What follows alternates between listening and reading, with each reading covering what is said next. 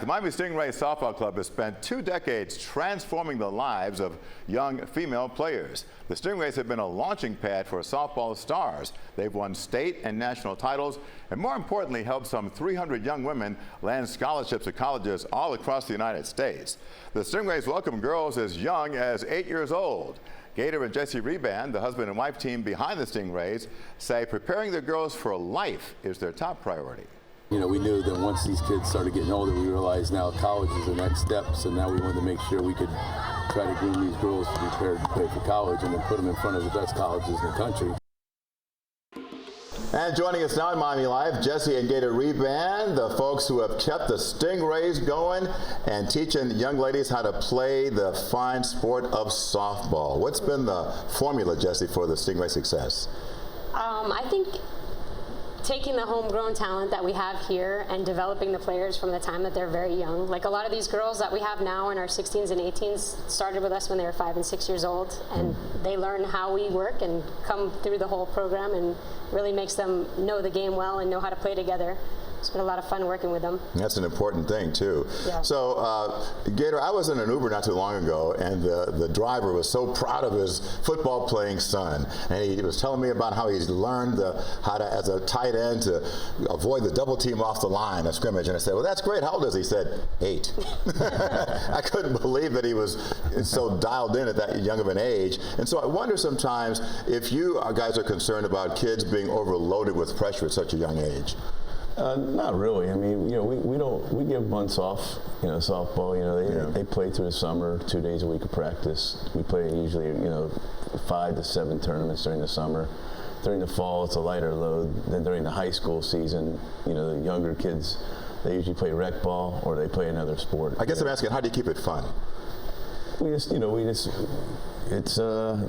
it going. You know, in the summer, the kids, you know, they're all playing together. When they go travel tournaments, they stay in the same hotel, all the kids, so they run around the hotel. You know, for them, that's fun. They get to swim, and it's like a party every weekend for them.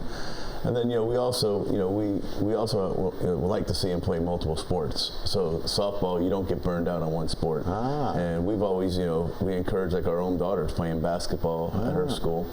So, you know, we encourage them to play multiple sports so they don't get burned out. Which is what we used to do back in the day. Right. And then you really see what you fall in love with if you fall in love with any of them. Yeah, and a lot of people think you need to play that one sport and be great at it, but that's, you know, that's not true. Playing all, you know, being well-rounded in all sports helps you a lot. Yeah, old school philosophy. I love it. So, Jesse, you were a big-time softball player. You went to the University of Florida, had some injuries, and that changed the arc of your career. How has that experience helped you in terms of coaching these kids?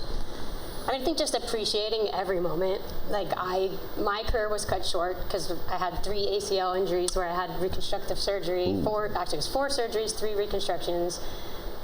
And not playing made me love it more. Like coming back and being able to coach has given me that ability to stay in touch with the game. And like teaching these girls to love it it's fun.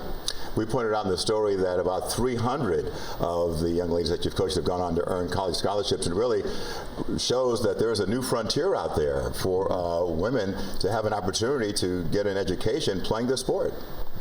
Yeah, absolutely. I mean, it's just, you know, it's hard enough to get in college, you know, accepted to colleges now, you know, with the competitiveness of people with academics. For these girls now to play sports, they have the opportunity to go to schools normally they wouldn't. Like we have kids go to Ivy League. Our daughter's at Georgetown, which if I don't think she was playing softball, it would have been tough for her to get into Georgetown. So it does give them that opportunity to go to the schools of their choice. So what's the long-term goal here? Just keep it going, grow it, expand it? Well, we're hoping that, you know, eventually somebody else will take over. You know, I've been doing this since 1995, 96.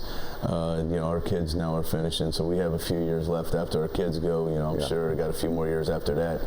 But there's a lot of good young people that are now, their daughters are involved in it, and hopefully they'll step up and keep it going for a long time because it's helped a lot of kids in Dade County. I mean, and one of the most cool things about our organization is it really comes full circle. Like right now our 10 and under team is being coached by 2 girls that went all the way through our program, are now playing in college and came back and coached, and it's fun to see that too. Very dedicated folks. Thanks to Gator and Jesse for talking with us, and continued success with the Miami Stingrays.